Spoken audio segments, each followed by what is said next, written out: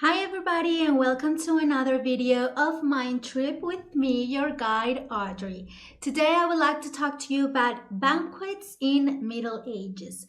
Basically, I'm going to talk about how rich people used to go to dinner parties a very long time ago.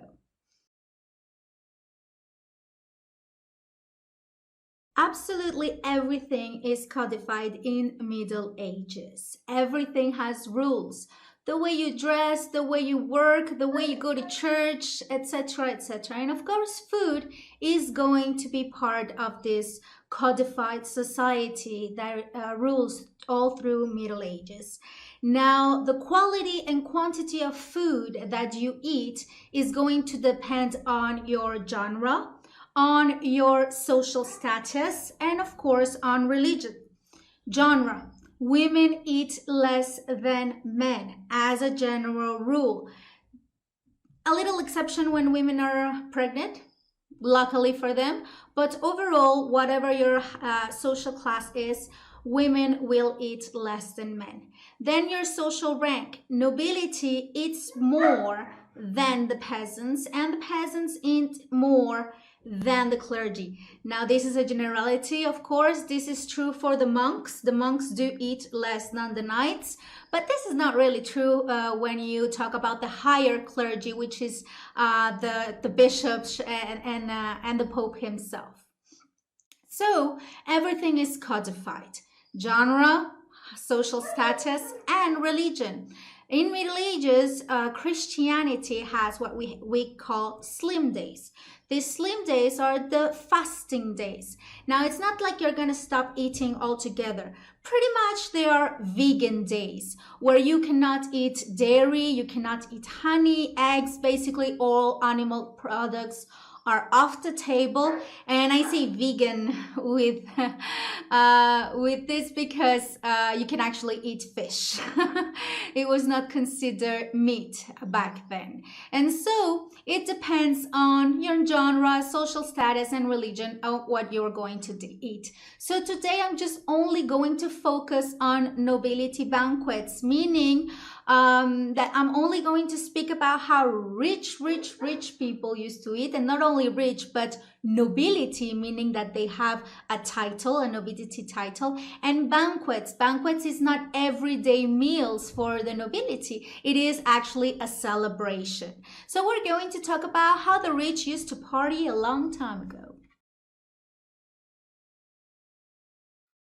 Now, the banquet itself is going to be the occasion for the host to show off his wealth. Now, he's going to pick the biggest room in his castle. Basically, most of the time it's named the Great Hall. So he is going to pick the Great Hall of his castle and cover it with tapestries. Now, of course, the tapestries are going to be a wonderful decoration, but the main function of a tapestry is to keep the heat inside. When you are cold, you put on a jacket. Well, when the walls are cold, you put on a tapestry on them. And so it is for heating purposes. But of course, it's going to look very pretty in a banquet. Now, there is no tables in banquets. They are going to use trestles and boards. That way you can put as many boards and trestles as you need them, as many as you have guests. Now, those trestles and boards are going to be put in a U form. This is going to be very important. The bottom of the U is going to be closer to the chimney, and so it's going to have a better position in the banquet.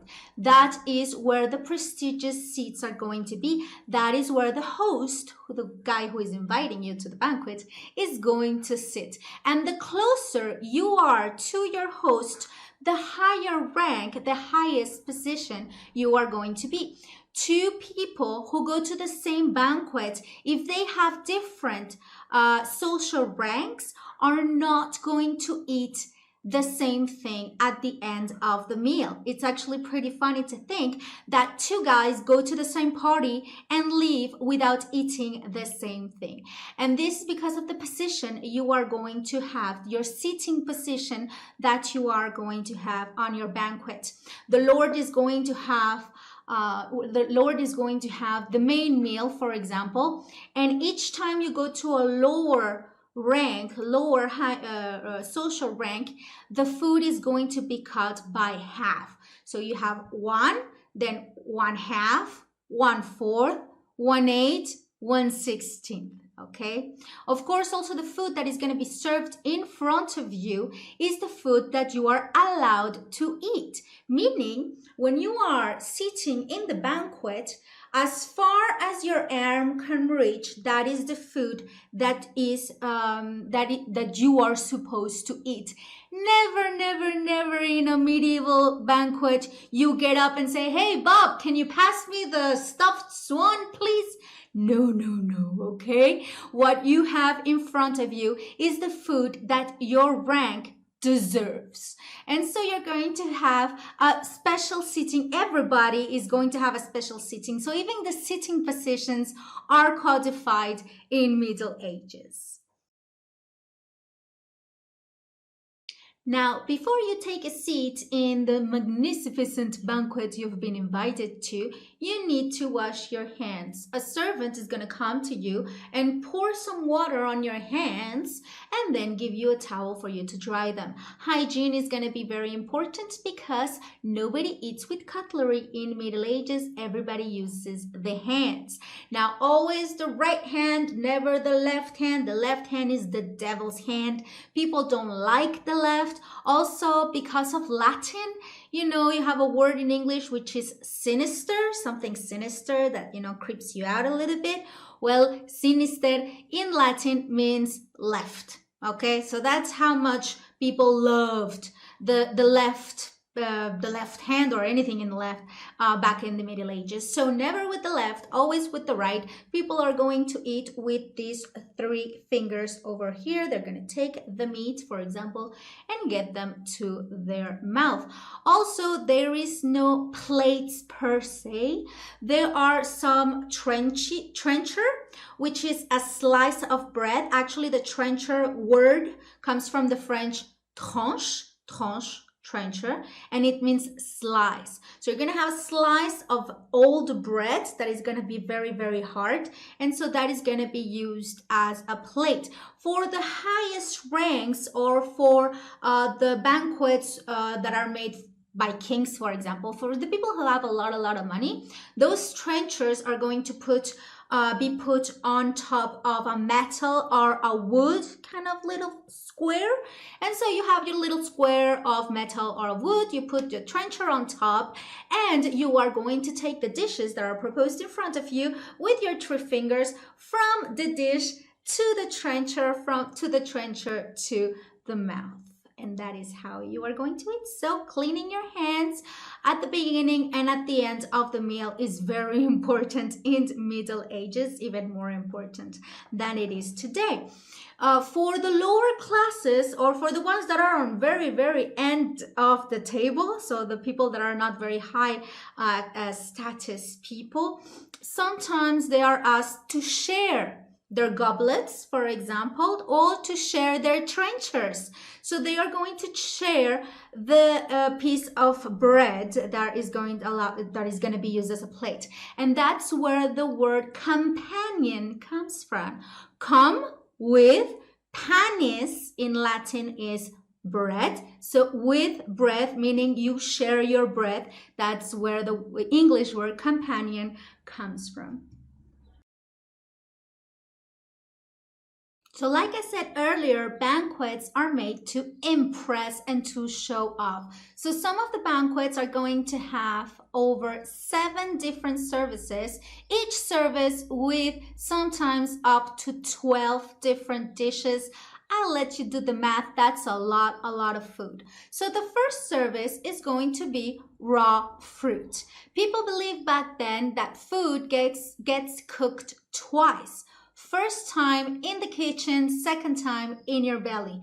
Because the fruit is raw, it needs more time in your belly to be able to be cooked. So they are going to eat it at the beginning of the meals. We have a heritage of it in France, is that sometimes, especially during summer, we eat melon as a starter. And that is a heritage that we have from Middle Ages of starting always the meal with the fruits.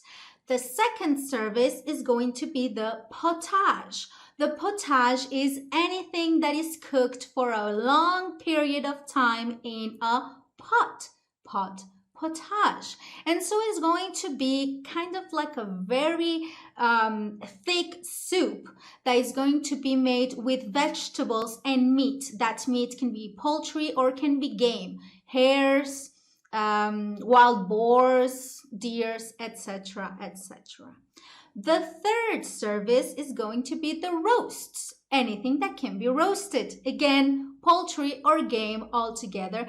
The nobility doesn't really eat beef that much. That is left for the peasants.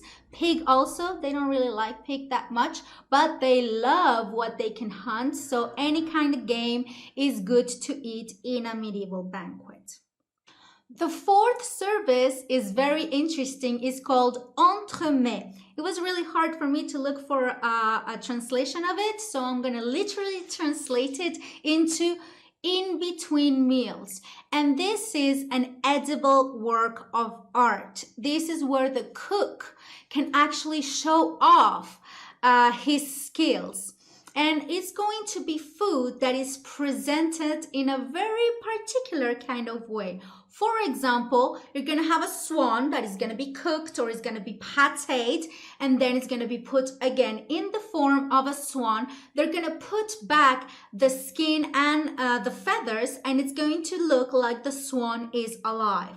They also do that with peacocks. Sometimes they do hidden dishes, which is, for example, a fish, like it looks like a fish, but it's actually made out of chicken.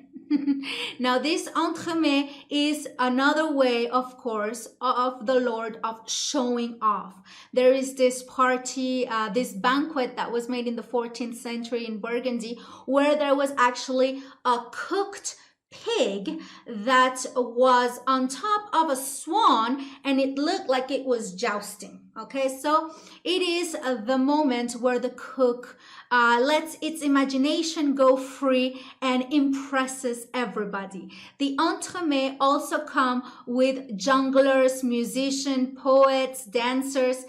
Again, a banquet is a celebration, it is a party. So the entremet is going to be the moment where the biggest of the party is, with the musicians, the poets, the jongleurs, and all the livelihood. Of course, people have been drinking wine since the beginning of the meal. Wine is very important.